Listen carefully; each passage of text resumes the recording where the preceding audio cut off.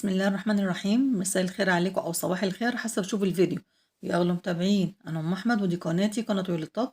لو اول مره تشاهدوها فضلا وليس امرا حطوا لايك، وكمان لو لسه ما اشتركتوش في القناه اشتركوا وفعلوا الجرس على الكل عشان يوصل لكم مني كل فيديوهات جديده بنزلها. ويا ريت تشيروا كده الفيديو لاكبر عدد من الاخوات والاصحاب والحبايب عشان قناتي مش هتكبر الا بيكم حبايب قلبي. النهارده هنعمل كده مع بعض حاجة حلوة قوي. هنعمل مع بعض كده قشطة الأفران، حاجة كده هشة وطرية وجميلة وريحتها حلوة قوي وطعمها جميل. مش عارفة ليه بيبيعوها كده الكيلو ب70-80 جنيه، ليه على ايه مش عارفة والله. يلا كده نسمي الله ونصلي على الرسول ونشوف كده عملنا العظمة والقشطة الهشة الجميلة دي ازاي. يلا بينا حبايب قلبي. اول حاجه كده معايا بوله هنزل فيها بكوبايتين اتنين من الميه الفتره من الحنفيه، بما اننا في الحر يعني، ولكن لو في الشتاء بننزل بيها بميه دافيه. تمام. نزلت عليهم كده بنص كوبايه زيت على سمنه، وممكن يبقى زيت بس وممكن سمنه بس. تمام. ونزلنا عليهم كمان كده بمعلقتين كبار من الحليب البودر، وكمان هننزل باربع معالق كبار من السكر كده عرميين. مش عايزة اقول لك الوصفة دي جميلة قوي وبجد بجد موفرة جدا. ننزل كمان بايه معلقة خميرة فورية كبيرة، ربع معلقة كده من الملح، مع نص معلقة فانيليا عشان طبعا تبقى ريحتها حلوة. وكمان ما ننساش بقى الخل بتاعنا، هنزل بيه كده بمعلقتين كبار من الخل. احنا عارفين ان الخل كده بيخلي العجينة معايا لونها ابيض وفاتح كده ما شاء الله، وكمان بيكون عملية بيعمل معايا كده هشاشة للمعجنات بتاعتنا.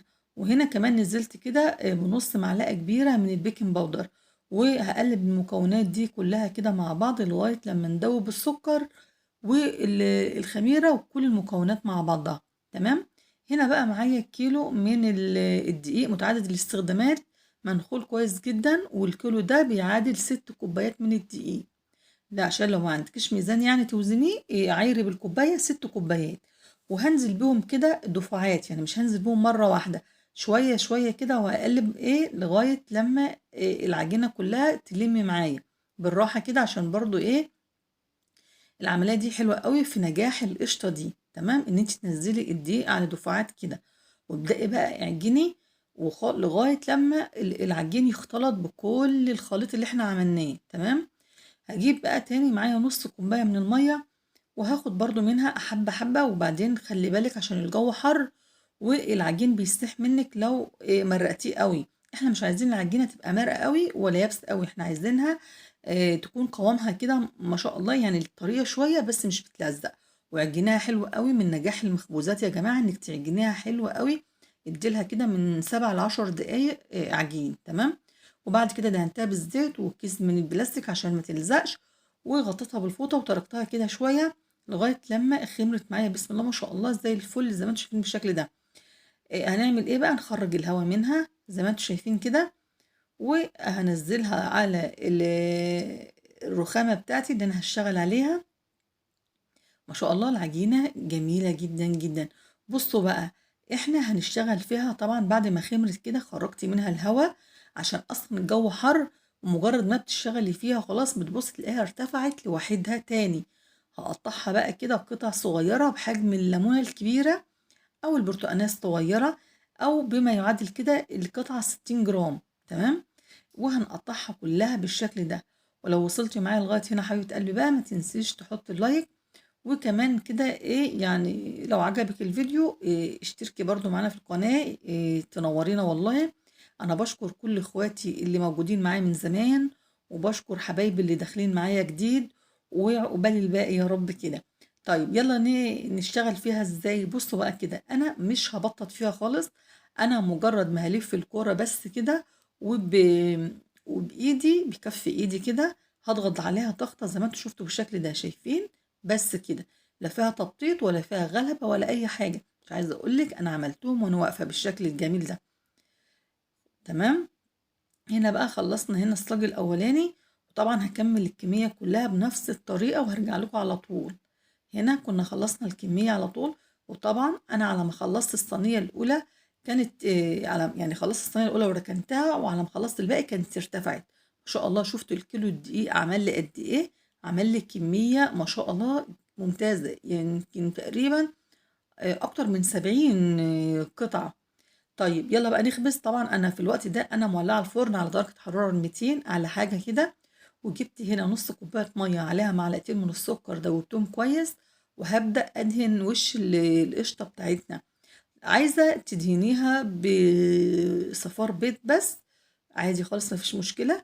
بس بصراحة هنا المية بالسكر جميلة جدا جدا، برضو تديها لون حلو قوي في الفرن. تمام. بعد ما دهناها بالشكل ده هدخلها بقى الفرن.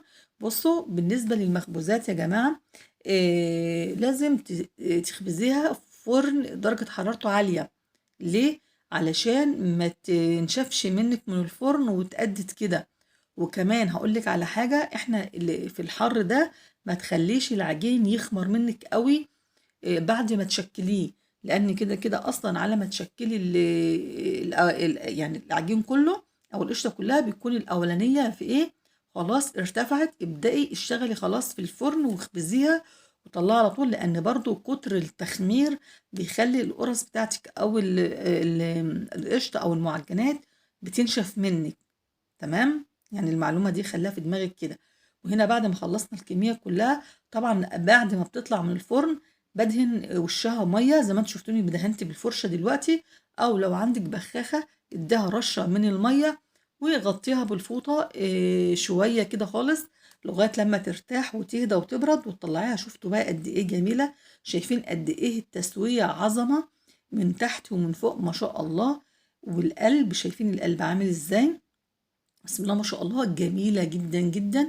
قد ايه هشة، قد ايه طرية، قد ايه مش عايزة اقولك ريحتها جميلة وريحتها حلوة قوي. انا معرفش ليه الافران بيبيعوها غالية للدرجة دي بصراحة. يعني شوفوا قد ايه الكيلو تقريبا عمل لي 2 كيلو زيادة، يعني ما شاء الله. يعني الكيلو الدقيق لوحده عمل حوالي 2 كيلو وزيادة. والكيلو بيبيعوه في الافران تقريبا، انا سمعت ان بيقولوا ب 120 جنيه كمان. انا بقول ب 70 جنيه، ده انا سمعت انه ب 120 جنيه. على ايه ده؟ كيلو دقيق ب20 جنيه وشوية مية وخلاص وخلص الموضوع يعني. وعملنا أحلى قشطة وأحلى من أي قشطة أفران. مش عايزة أقولك بجد جميلة جميلة جميلة جميلة بجد بجد. اعملوا حاجة في البيت يا جماعة. شفتوا قد إيه الكمية رهيبة، وقد إيه شكلها تحفة، وقد إيه طعمها رهيب بجد بجد حلوة قوي. بصوا شايفين قد ايه هشة؟ شفتوا كله على الطبيعة قدامكم والله العظيم، وكله ما شاء الله زي ما انتم شايفين كده. ما عملناش حاجة من ورا الكاميرا وخبزنا ما شاء الله. وده الفيديو بتاعي كان معاكم النهاردة. ايه رأيكم بقى؟ ايه رأيكم في القشطة؟ لو عجبتكم لو عجبتكم ما تنسوناش بقى في اللايك والشير والكومنتات الحلوة المحفزة منكم اللي بتشجعني وبتخليني استمر معاكم يا أحلى وأغلى متابعين في الدنيا كلها. وربنا يبارك فيكم كده يا رب، واستودعكم الله الذي لا تضيع ودائعه في حفظ الرحمن. حبايب قلبي ومع السلامة. إعجاب بالفيديو والاشتراك في القناة تشجيعا لنا لنستمر بنشر المزيد إن شاء الله.